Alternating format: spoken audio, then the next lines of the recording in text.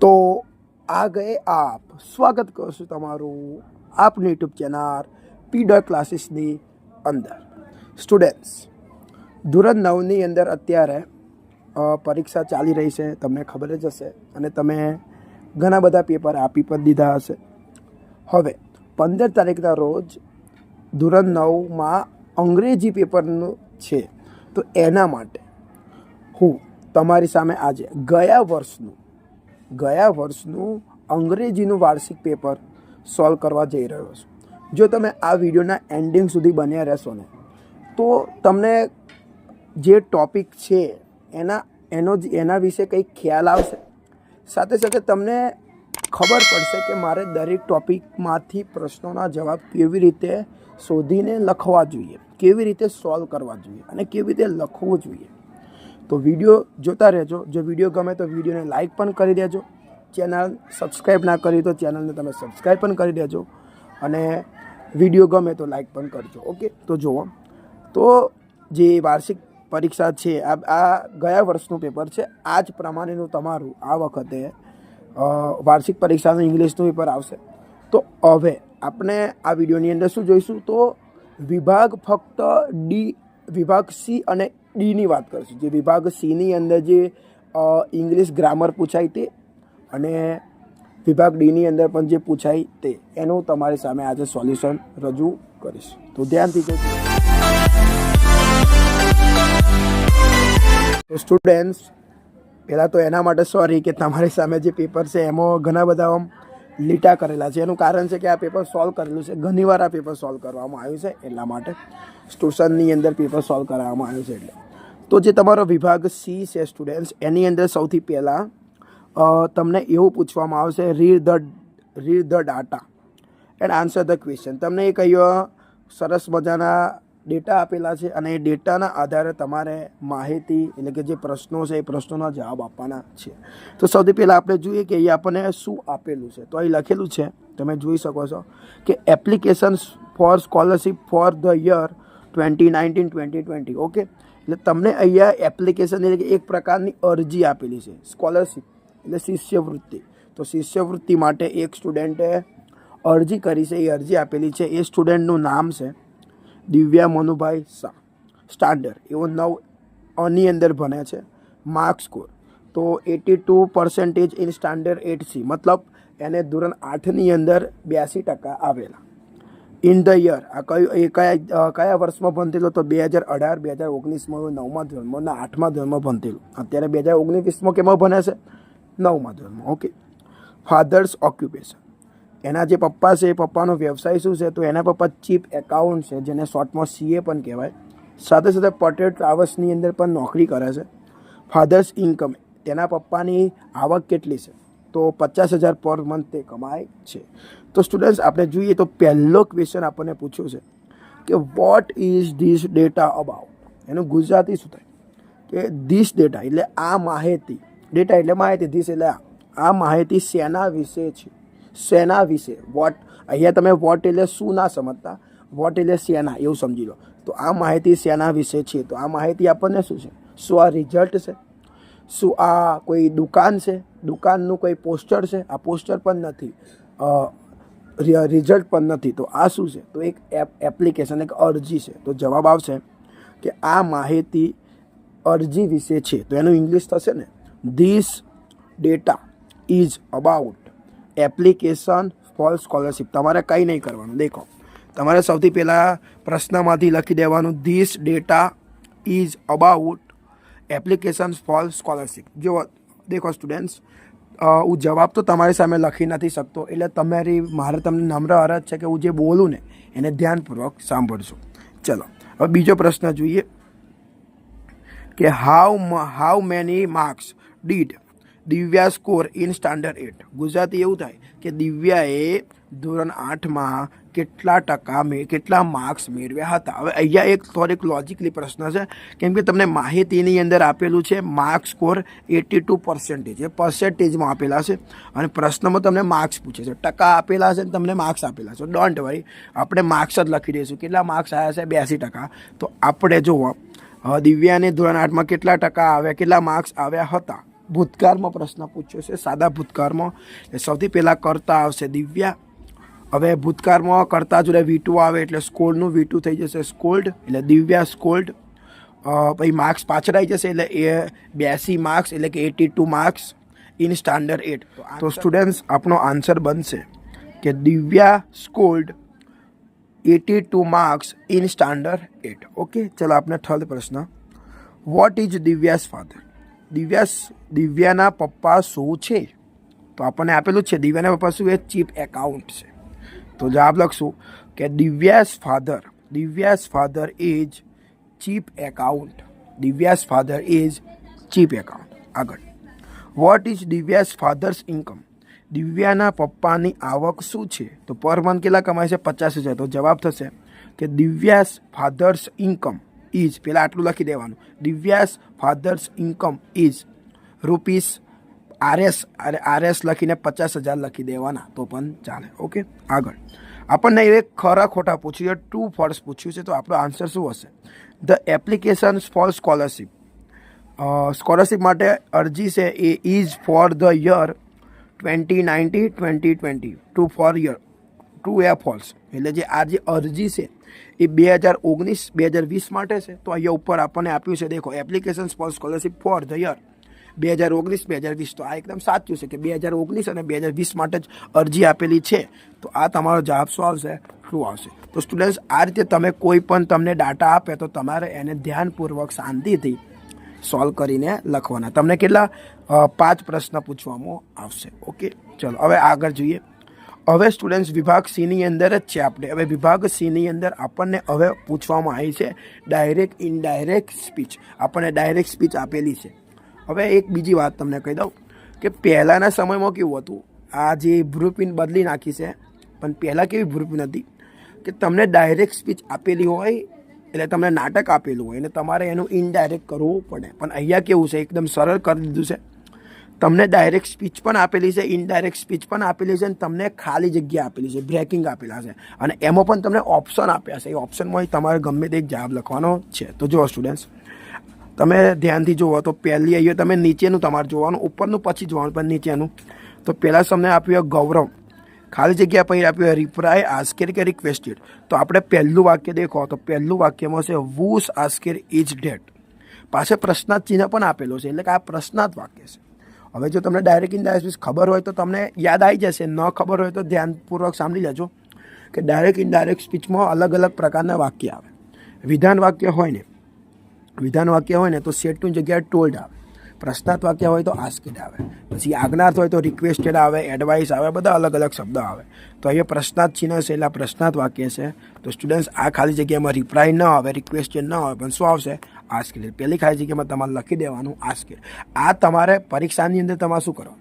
તો આખો પેરેગ્રાફ લખવાનો, જે ઉપરનું નહીં લખવાનું, ડાયરેક્ટ આન્સર કરીને આખો પેરેગ્રાફ લખવાનો. અને આ જે 3માંથી તમે જે જવાબ લખો એ જવાબની જે તમારી એક સરસ મજાની લીટી કરી દેવાની, અંડરલાઇન કરી દેવાની, એટલે જેથી જે તમારા જે ટીચર છે એમને ખબર પડે કે કયો જવાબ તમે લખ્યો છે. તો પહેલામાં આવશે આસ્કેડ. આગળ જોઈએ. હવે બીજું વાક્ય છે અનિતા. હવે અહીંયા ઉપર સ્ટુડન્ટ્સ પ્રશ્ન પૂછ્યો છે, નીચે જે વાક્ય છે ને it belongs to mister Verma, એ એક સાદું વાક્ય છે, વિધાન છે.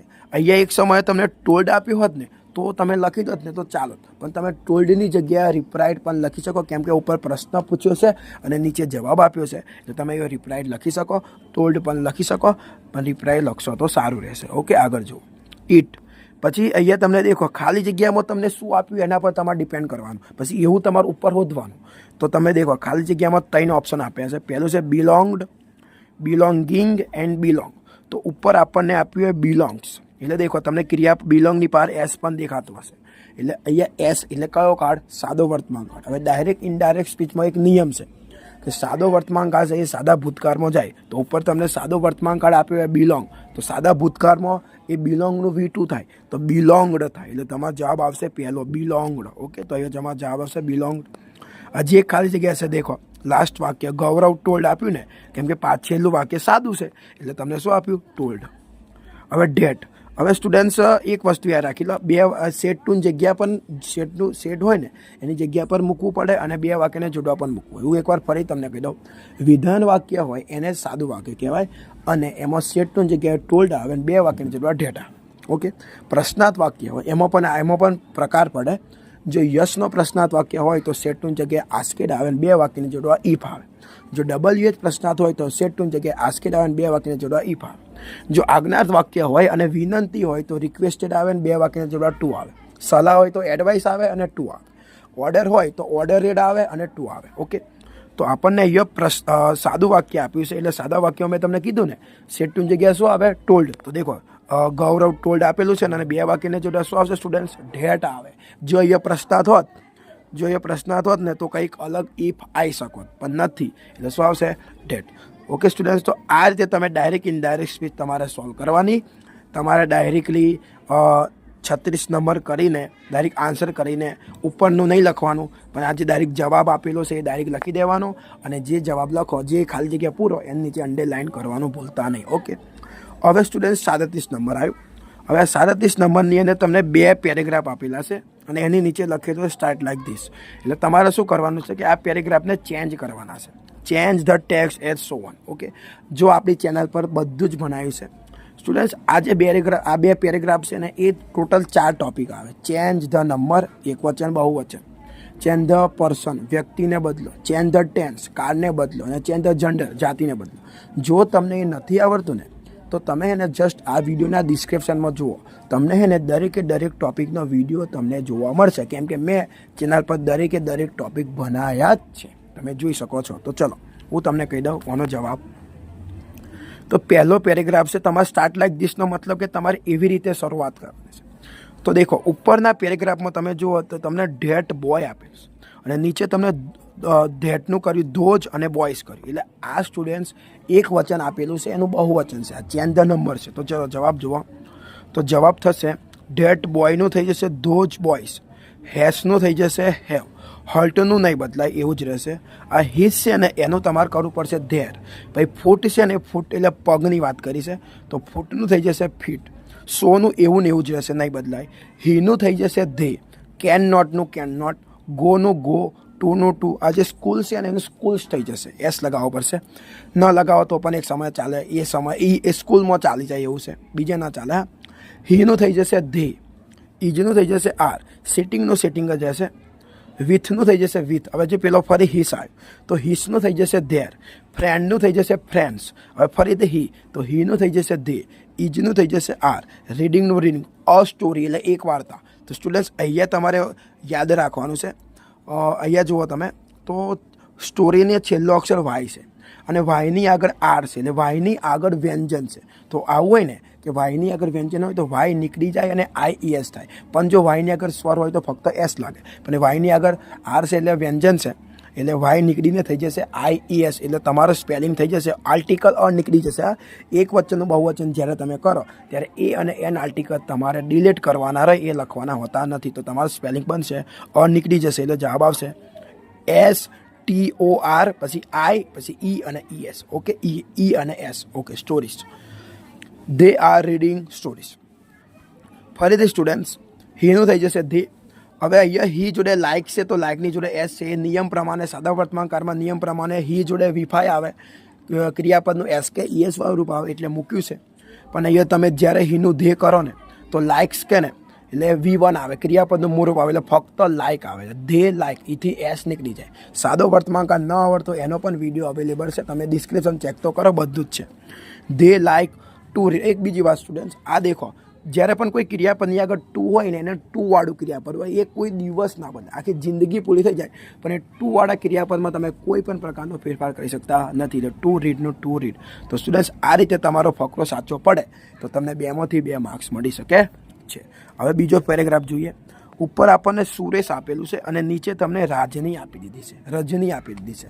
તો સ્ટુડન્ટ્સ ઉપર સુરેશ છે અને નીચે રજની છે. આ હે ને અને બીજું એક વસ્તુ જુઓ લિટર બોય છે તો નીચે લિટર ગર્લ. આ તમારે ચેન્જ ધ જેન્ડર છે, જાતિ બદલવાની. તમને નર જાતિ આપી છે તો તમારે નારી જાતિ કરવાની છે. તો જુઓ Suresh is a little boy નું થઈ જશે Rajni is a little girl.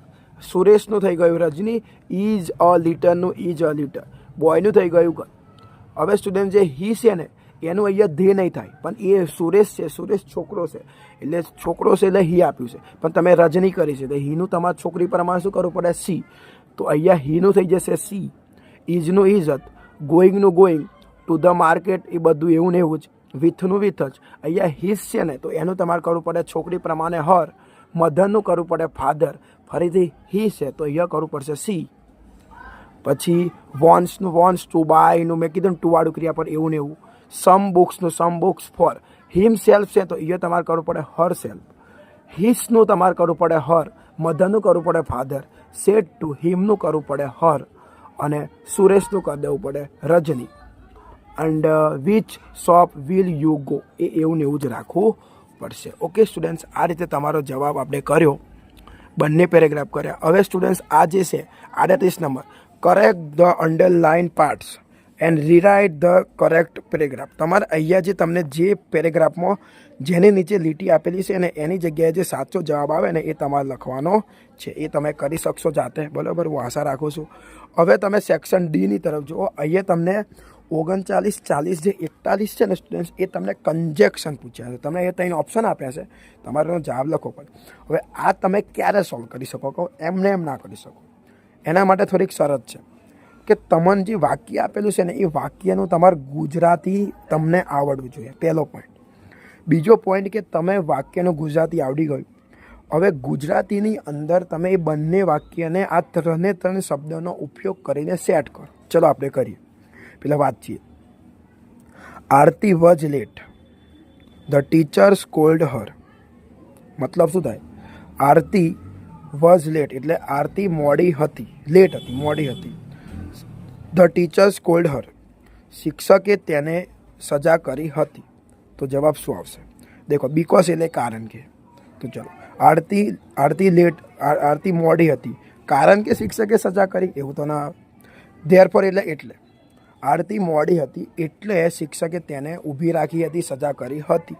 તો જવાબ શું આવશે? ધેરફોર. તો તમારો જવાબ થશે Aarti was late, Aarti was late, therefore the teacher scold her. જ્યારે તમે ધેરફોર મૂકો સ્ટુડન્ટ્સ તો આ જે ધનો ટી છે ને એ સ્મોલ થઈ જાય. અને આ જ્યારે કન્જેક્શનનો ઉપયોગ જ જે છે કે દેખો તમને વાક્ય કેટલા આપેલા છે? 2 વાક્ય આપેલા છે, એક આરતીવાળું અને એક ટીચરવાળું. તો જ્યારે પણ તમે કન્જેક્શન મૂકો ને ત્યારે તમારે ને બંને વાક્ય એક બની જાય, એટલે તમારું વાક્ય એક જ થઈ જશે. જુઓ, Aarti was late, therefore the teacher scold her. પછી છેલ્લે પૂર્ણ વિરામ મૂકવું પડે. હવે બીજું વાક્ય, Rajesh will go to Delhi. Will છે એટલે ભવિષ્યકાળ છે. રાજેશ દિલ્હી જશે. Brijesh will go to Delhi, Brijesh Delhi જશે. બંને જણા દિલ્હી જશે. હવે તમને ઓપ્શન આપ્યા છે યટ. યટ એટલે પરંતુ, વિરોધાભાસ બતાવે. અહીંયા કંઈ વિરોધાભાસ નથી. આઈધર ઓર અને નાઈધર નો. યસ, કાં તો અહીંયા આઈધર ઓર આવશે, કાં તો નાઈધર નોર આવશે. હવે હું તમને કહું ક્યારે આઈધર ઓર આવે ને ક્યારે નાઈધર નોર આવે. સ્ટુડન્ટ તમે જુઓ, રાજેશ વિલ ગો વાક્ય કેવું છે? હકાર છે કે નકાર છે? હકાર છે. બ્રિજેશ વિલ ગો વાક્ય કેવું છે? હકાર. જ્યારે પણ સ્ટુડન્ટ્સ તમને 2 વાક્ય આપેલા હોય અને બંને વાક્ય હકાર હોય, પહેલાં તો એવું નહીં હકાર એટલે આઈધર આવી ગયું, પણ જો તમને 2 ઓપ્શન આપ્યા છે, દેખો રાજેશ પણ દિલ્હી જ જાય છે અને બ્રિજેશ પણ દિલ્હી જાય, બંને દિલ્હી જ જાય છે, પણ બે ઓપ્શન આપે છે. રાજેશ પણ જાય છે અને બ્રિજેશ પણ, 2 ઓપ્શન છે ને. તો જ્યારે પણ વાક્યમાં આ રીતે 2 ઓપ્શન આપેલા હોય, સાથે સાથે બંને વાક્ય હકાર હોય તો આઈધર ઓર આવે. અને જો બંને વાક્ય નકાર, ઓપ્શન તો હોય જ પણ બંને વાક્ય નકાર હોય તો શું આવે? નાઈધર નોર. તો તમારો જવાબ થશે, જો આ રીતે થશે સ્ટુડન્ટ્સ, રાજેશ, સોરી આઈધર ઓર આવશે એટલે બંને ઓપ્શન છે ને બંને કરતાના ઓપ્શન છે એટલે આઈધર આગળ આવશે. એટલે તમારો જવાબ આવો થશે આઈધર રાજેશ, પછી પેલો ઓર લખવાનો. બરાબર, ખાલી જગ્યાએ રાજેશ મૂકવાનું, ઓર કહીને ફરી પેલું મૂકવાનું. Either Rajesh or Brijesh will go to Delhi. પાછળનું એવું કોપી માઇન્ડ પેસ્ટ કરી દેવાનું, જોઈ દેવાનું. તો જુઓ, ફરી બોલું છું, either Rajesh or Brijesh will go to Delhi. Okay, આગળ જોઈએ students. Uncle is busy, he will come for the party. Uncle વ્યસ્ત છે, he will come for the party, તે પાર્ટી માટે આવશે. યસ, તમે જુઓ અહીંયા થોડુંક વિરોધાભાસ જેવું લાગે મને, એટલે એન્ડ એટલે અને થાય. ચલો સોઇન્ટ કરીએ. અંકલ વ્યસ્ત છે અને તે પાર્ટી માટે આવશે, આવું થશે કે પછી બટ એટલે પરંતુ. અંકલ વ્યસ્ત છે છતાં પણ તે પાર્ટી માટે આવશે, આ સારું છે કે સો અંકલ વ્યસ્ત છે એટલે પાર્ટી માટે આવશે, એવું તો આવે ના. મને બટ લાગે, તમે ખબરજો. અંકલ વ્યસ્ત છે છતાં પણ તે પાર્ટી માટે આવશે, એ વિરોધ છે. વિચારો, કોઈ માણસ બીજી હોય તે કોઈ જગ્યાએ જાય, કોઈ જગ્યાએ ના જાય, એ સારું કહેવાય અને એ એકદમ સરખામણી બતાવે છે.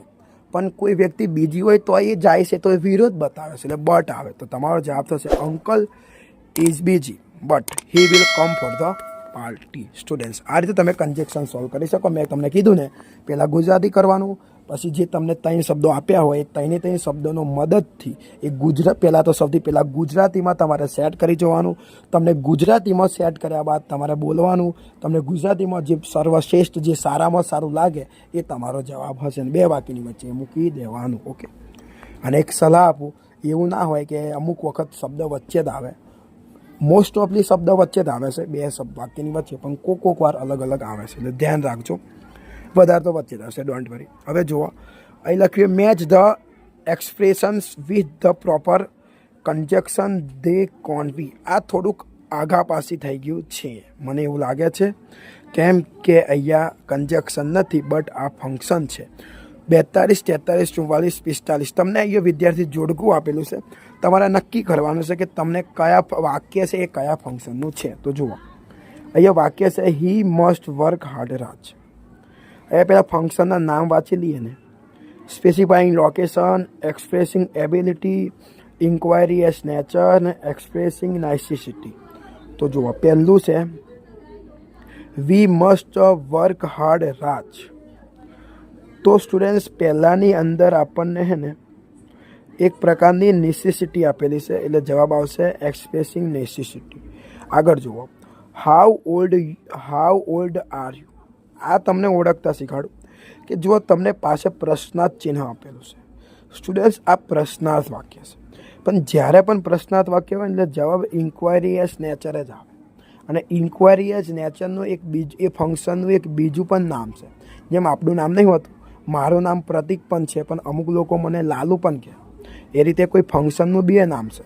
એક ફંક્શનનું નામ છે ઇન્ક્વાયરી એસ નેચર, પણ એનું બીજું શું નામ છે? સિકિંગ ઇન્ફોર્મેશન, એવું પણ હોઈ શકે. હા, તો દેખો, હાઉ ઓલ્ડ આર યુ, એનો જવાબ આવશે inquiry as nature. Seeking information હોત તો એ પણ આવી શકે, પણ નામ એક જ વખત આવે ને એટલે ગમે તે એક જ આવે. ચલો, હવે my house near the clock tower. મારું ઘર છે ને એ ક્લોક ટાવરની નજીક છે. મારું ઘર કઈ આવેલું છે? તો ક્લોક ટાવરની. અહીં એક લોકેશન આપી છે, સ્થળ. લોકેશન એટલે શું? લોકેશન એટલે સ્થળ, લોકેશન એટલે જગ્યા. તો જગ્યા આપી છે, તો જવાબ આવશે સ્પેસિફાઈંગ લોકેશન. ઓકે. અને last, Anuj can run very fast. અહીંયા હું તમને એક શબ્દ બતાવું. જ્યારે પણ તમને કેન આપેલો હોય અથવા તો ભૂતકાળમાં કુડ આપેલો હોય તો એ એબિલિટી હોય, શક્યતા. એબિલિટીનો મતલબ શું થાય કહું? એબિલિટી એટલે શક્યતા. તમારામાં કેટલી શક્યતા છે? ક્ષમતા. એબિલિટી એટલે ક્ષમતા. તમામ શું ક્ષમતા છે એમ. ઓકે. તો કેન એટલે એબિલિટી. તો સ્ટુડન્ટ્સ, 42માં જવાબ આવશે એક્સપ્રેસિંગ નેસેસિટી. 43માં જવાબ આવશે ઇન્ક્વાયરી એસ નેચર. 44માં જવાબ આવશે સ્પેસિફાઈંગ લોકેશન, કેમ કે કોઈ પ્લેસ આપેલું છે. અને 45માં આવશે એક્સપ્રેસિંગ એબિલિટી, કેમ કે કેન આપેલું છે. કેન આપેલું હોય, કુડ આપેલું હોય. ઓકે. અને એક બીજું, જો મે અને માઇટ આપેલું હોય તો તમારો ફંક્શન થશે એક્સપ્રેસિંગ પોસિબિલિટી. ઓકે, તમે જમો. ચલો, હવે કમ્પ્લીટ ધ સેન્ટેન્સ. સ્ટુડન્ટ્સ, અહીંયા તમને અધૂરું વાક્ય આપેલું છે. દેખો, ધ ક્વેશ્ચન્સ આર ઇઝ, પછી તમને ડોટ આપેલું છે. તમારે આ વાક્યને શું કરવાનું છે? પૂર્ણ કરવાનું છે. તમને નીચે 4 ઓપ્શન આપેલા જ છે. તો જુઓ, પહેલું છે ધ ક્વેશ્ચન્સ આર ઇઝી. આ પણ ફંક્શન જ છે. દેખો, મેં તમને કીધું ને, અમને જે કીધું એ જ આવી ગયું. એક્સપ્રેસિંગ પોસિબિલિટી, તો એક્સપ્રેસિંગ પોસિબિલિટી મે અને માઇટ આવે. તો જુઓ સ્ટુડન્ટ્સ, આની અંદર કંઈ મે અને માઇટ નથી દેખાતો, એના માટે સોરી, પણ એની અંદર વિલ દેખાય છે ને, કે મે, માઇટ, વિલ એ બધા મોડલ છે. તો અહીંયા એક પોસિબિલિટી, એક શક્યતા બતાવવાની છે. તો I will get good marks. Question એમ કહેશે, પ્રશ્નો સરળ હોય ને તો હું સારા ગુણ મેળવી શકું છું. એમ કે પ્રશ્નો સરળ હશે તો શક્યતા કેવી? પોસિબિલિટી એટલે શક્યતા કેવી? કે જો પ્રશ્નો સરળ હોય તો હું સારા ગુણ મેળવી શકીશ, એવી સંભાવના કરી. બરાબર? પોસિબિલિટી શક્યતા. અને એબિલિટી એટલે ક્ષમતા. ઓકે, એબિલિટી એટલે ક્ષમતા અને પોસિબિલિટી એટલે શક્યતા. હા, ચલો, એટલે આઈ વિલ ગેટ ગુડ માર્ક્સ. તમારે અહીંયા શું કરવા? ડાયરેક્ટ નહીં લખતા, પહેલાં આટલું લખવાનું, ધ ક્વેશ્ચન્સ આર ઇઝી, પછી આ વાક્ય જોઈન કરી દેવાનું, ધ ક્વેશ્ચન આર ઇઝી, પછી જો અલ્પવિરામ છે ને, યસ નહીં દેખાતું આ તમને અલ્પવિરામ આવડું મોટું, અલ્પવિરામ જેવું જ છે, તો તમારે લખવાનું ધ ક્વેશ્ચન આર ઇઝી અલ્પવિરામ, I will get good marks. Okay, ચલો next. 47, that boy with blue shirt. પેલો છોકરો બ્લુ શર્ટમાં છે. પેલો છોકરો કેમ હશે? બ્લુ શર્ટમાં. ડિસ્ક્રાઇબિંગ પર્સન, વ્યક્તિને દર્શાવવાનો છે, તો વ્યક્તિને દર્શાવતું વાક્ય શું છે? ગો હોમ, એ તો ઘર દર્શાવ. ઇઝ માય સિસ્ટર, છોકરો સિસ્ટર ના હોઈ શકે. પનિશમેન્ટ, પનિશમેન્ટ સજા કરી ના, પણ વ્યક્તિ દર્શાવતો વસ્તુ છે ઇઝ માય બ્રધર, બ્રધર એટલે વ્યક્તિ. તો જવાબ આવશે the boy with blue shirt is my brother. પેલો છોકરો બ્લુ શર્ટમાં છે એ મારો ભાઈ છે. ચલો ઓકે. ધીસ હાઉસ ઇઝ ખાલી છે કમ્પેરિઝન. સ્ટુડન્ટ્સ, આ કમ્પેરિઝન એટલે આ સરખામણી છે, એક મસ્ટ ફંક્શન છે, ઘણો લાંબો છે, ભણવા જેવો છે, કેમ કે 10માં પણ પૂછાય, 11માં પણ પૂછાય, 12માં પૂછાય. મારા પર વિશ્વાસ ના હોય તો ચેક કરીને મને કમેન્ટ કરી શકો છો, જો સાહેબ હું જુઠ્ઠું બોલતો હોય તો. ચલો, કેમ કે મેં 5 વર્ષ તો મારી જોડે એક્સપિરિયન્સ છે, હું 5 વર્ષથી ટ્યુશન કરાવી રહ્યો છું. પી. ક્લાસીસ ટ્યુશનનું મારું નામ છે. ચલો, ધીસ હાઉસ ઇઝ કમ્પેરિઝન. તો comparison this house pink in colour, એ ના આવે. નિયર ધ સ્ટેશન, એ નહીં આવે. માય અંકલ્સ હાઉસ નહીં આવે. પણ દેખો એ બિગર ધેન, જો તમને ડિગ્રી આવડતી હશે તો તમને ખબર જ હશે, બિગર ધેન, કેમ કે કમ્પેરિઝન એ જ ડિગ્રી, ડિગ્રી એ જ કમ્પેરિઝન, તો બિગર ધેન અવર. ઓકે, વિશેષણની પાર ER છે અને ધેન છે, તો તમારો જવાબ આવશે ડી. તો આખું વાક્ય થશે this house is bigger than our old house. આ ઘર આપણા જૂના ઘર કરતાં મોટું છે. સરખામણી કરીને જૂના ઘર કરતાં મોટું, નવું ઘર મોટું છે, એમ જૂના ઘર કરતાં આ ઘર મોટું છે. વાહ. ચલો સ્ટુડન્ટ્સ, હવે આપણે પહોંચ્યા 49. આ તમારા WH ક્વેશ્ચન છે. આની અંદર હું તમને હિન્ટ આપું કે જેને નીચે લીટી કરેલી હોય એ વસ્તુ હોવી જોઈએ નહીં. ઓકે, ચલો એ રીતે તમે કરી શકો છો. Rambir will either go to Mumbai or Delhi. Mumbai અને દિલ્હી સ્થળ આપેલું છે. સ્થળ જવા માટે શું આવે? વેર. તો વેર વિલ રામબીર ગો. આની અંદર તમારે ડાયરેક્ટ તમારે 39 કરીને ડાયરેક્ટ સીનો જવાબ લખી દેવાનો. સી એકલો ના લખતા, સી 39 કહીને લખવાનું, આન્સર કરીને, તીર મારીને કે આન્સર લખીને વેર વિલ રામબીર ગો એવું લખવાનું. હા, ચલો 50. આ કરતા છે, કરતા જવા માટે હંમેશા વોથી પ્રશ્ન પૂછાય. લખ્યું છે, દેખાતું નથી, બ્લર થઈ ગયું છે, ચોખ્ખું નહીં દેખાતું. સુરક્ષાના, સુરક્ષાના ઇઝ નોટ ફિલિંગ વેલ, તો who is not feeling well, તો જવાબ શું આવે? વુ. ઓકે, ચલો. કેમ કે દેખો જેની નીચે લીટી કરેલું છે એ તો દરેકમાં છે, બીની અંદર પણ છે, સીની અંદર પણ, ડીની અંદર પણ છે, એની અંદર ને જવાબ શું આવે? એ એમ કરવાનું. My school is near the garden. Garden એક સ્થળ છે, સ્થળ જવા માટે વેર જ આવે. Where is the school. Okay students, where. આગળ જુઓ. My brother is very kind and, કેવો છે? તો દયાળુ છે, તો how is my brother. My brother કેવો છે? How is my brother. Okay students, હવે આ આપણને ડાયલોગ આપેલો છે, પૂરો કરશું. કરણ શું કહે? Did you book your tickets online. તમે તમારી ટિકિટ ઓનલાઈન બુક કરી હતી? મેહુલ શું કહેશે? પહેલામાં જવાબ નો આઈ ડીડન્ટ. What time? બરાબર, પહેલામાં આન્સર શું આવશે? કોંગ્રેચ્યુલેશન નહીં આવે, આઈ મે એન્જોય પહેલું જ આવે ને. નો આઈ ડીડન્ટ, મેં નથી કરી એમ કહેશે. કિંગ પછી શું કહેશે? કરણ કે કિંગ કે કરણ જે કહે કિંગ જ કહેશે. What will you do if I send you to jail? તમે એમ કહેશે કે તમે શું કરશો જો હું તમને જેલ કરીશ, તો જેલમાં પૂરી દઉં તો, એમ કહેશે. આઈ મે એન્જોય માય સેલ્ફ દેર. હું મારી જાતે એન્જોય કરીશ, એમ હું મારી જાતે એન્જોય કરીશ. બીજામાં આવશે આઈ મે એન્જોય માય સેલ્ફ, એ જ આવશે. ઓકે, બીજું તો કોઈ આવે ના. વોટ ટાઈમ નહીં આવી શકે, કયા સમયે એવું પણ હોઈ શકે. વોટ ટાઈમ થઈ શકે. I got a prize for my performance at the show. ચિરામ કેમ કહેશે કે મને શો દરમિયાન મારા પરફોર્મન્સ માટે પ્રાઇઝ આપવામાં મળેલું, તો કોંગ્રેચ્યુલેશન જ કહેવાય. તો જવાબ આવશે કોંગ્રેચ્યુલેશન.